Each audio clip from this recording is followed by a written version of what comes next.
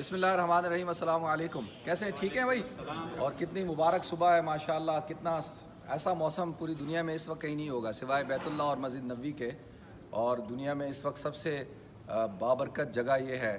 الحمدللہ، اللہ کا بڑا شکر ادا کرنا چاہیے ہم سب کو۔ اچھا، آپ میں سے کون کون مولانا محمد علی جوہر کو جانتا ہے؟ آپ جانتے ہیں، آپ جانتے ہیں، آپ جانتے ہیں، آپ جانتے ہیں۔ معاشرت علوم میں پڑھا تھا ذیشان بھائی، معاشرت علوم میں کیا پڑھا تھا مولانا محمد علی جوہر کے بارے میں؟ محمد علی جوہر کے بارے میں مطلب ایک وہ تھا، چیپٹر تھا۔ ہاں، اب وہ چیپٹر یاد کرانا ہے لوگوں کو دوبارہ۔ اچھا، ایک آپ میں سے کسی کو پتہ ہے کہ مولانا ایک عظیم شخصیت ہیں جو مسجد اقصیٰ کے احاطے میں جن کی تدفین ہوئی ہے؟ پتہ ہے آپ کو؟ او ماشاء اللہ۔ تو اچھا، مولانا محمد علی جوہر صاحب کون تھے؟ مولانا محمد علی جوہر صاحب ایک بہت ہی بڑے عالم دین تھے، اور ماشاءاللہ یہ علی گڑھ سے بھی پڑھے تھے، اور آکسفورڈ یونیورسٹی سے پڑھے تھے، کیمبرج یونیورسٹی سے پڑھے تھے، اور پھر جب واپس گئے تو جا کر انہوں نے گورنمنٹ کی ملازمت کی۔ اس دوران انگریزوں کی حکومت تھی وہاں پہ، تو پھر تھوڑی عرصے میں جب ایک بہت بڑا ظلم کیا انگریزوں نے، جس سے کافی مسلمان جو ہے شہید ہو گئے تھے، تو ان کا دل اچاٹ ہو گیا۔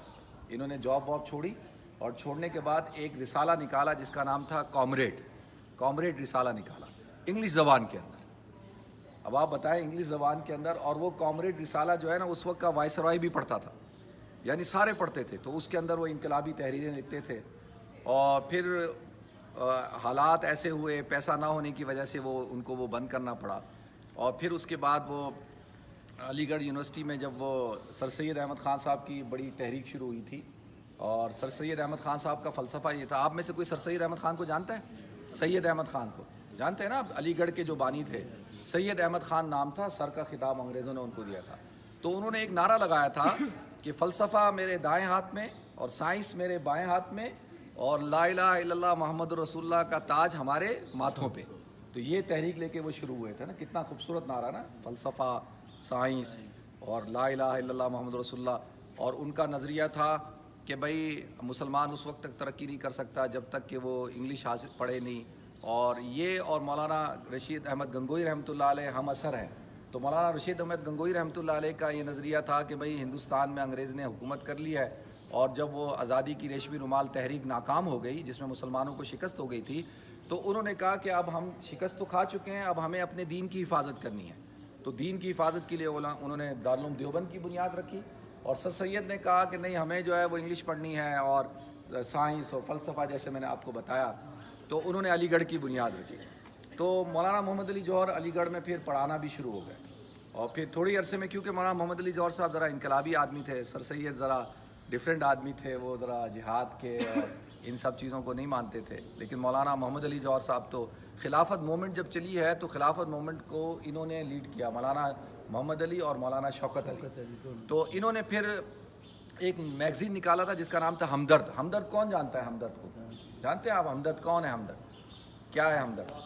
ہمدرد دوا خانہ ہے نا، لیکن وہ تو حکیم سعید صاحب نے بنایا، لیکن ہمدرد ایک میگزین تھا، تو وہ نکالتے تھے کون؟ مولانا محمد علی جوہر صاحب نکالتے۔ دور کون سا تھا؟ تو یہ دور وہی آزادی سے پہلے کا، 1930 میں ان کا انتقال ہوا ہے نا۔ تو یہ آپ کو میں باتیں بتا رہا ہوں ارلی 19s کی یا لیٹ 18s کی نا، کیونکہ 1857 کی جنگ آزادی تو ہار گئے تھے ہم لوگ، تو اس وقت یہ زندہ تھے، تو یہ اسی وقت کی میں بات بتا رہا ہوں آپ کو۔ اچھا، اب یہ یہاں کیسے پہنچے؟ سوال یہ اٹھتا ہے کہ بھئی ان کی قبر یہاں کیسے آئی، یہاں کس طرح پہنچ گئے؟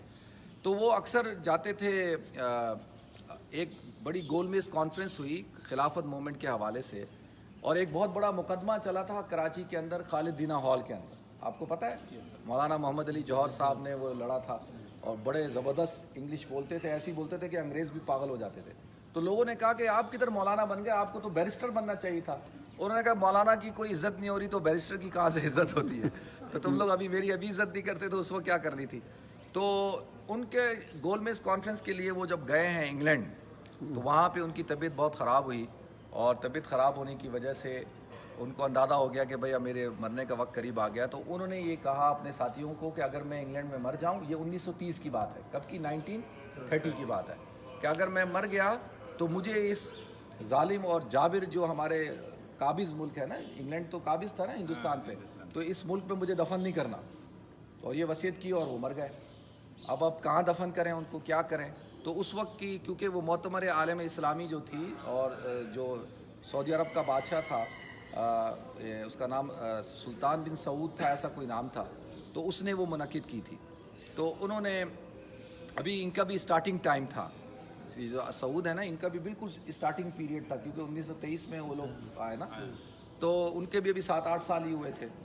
تو ان کی پھر معتمر عالم اسلامی کی وہ کانفرنس تھی، تو انہوں نے وہاں سے ان کو اٹھایا، ان کی باڈی کو، اور ایجپٹ لے کے گئے، مصر. اور مصر سے پھر یہاں پہ مصر آپ کو پتہ نا غزہ یہاں سے صرف 100 کلومیٹر، اس کے بعد بارڈر ہے. پھر مصر سے ہوتے ہوئے یہاں پہنچے، اور رمضان مبارک کا مہینہ تھا، اور جو ہے جمعے کا دن تھا. جمعے کے بعد ان کا جنازہ ہوا، اور ان کی قبر پھر یہاں پہ بنی. وہ لکھا ہوا ہے مجاہد عظیم مولانا محمد الہندی. مولانا محمد الہندی ان کا نام کیا تھا؟ مولانا محمد علی جوہر، لیکن ادھر کیا لکھا ہے؟ مولانا محمد الہندی. ہندی یعنی ہندوستان سے ان کا تعلق تھا. تو ان کو یہ ہے توفی فی لندن ونصف من شعبان، 15 شعبان کو ان کا انتقال ہوا، نصف من شعبان. ودفن القدس الجمعہ الخامس، کہ جمعے کے دن ان کی تدفین ہوئی، اور 27 رمضان تھا، اور یہاں پر ان کی جو ہے اس جگہ کے اوپر تدفین ہوئی. تو وہ آئے دیکھیں ان کی قبر، دعا بھی کر لیں گے ان کے.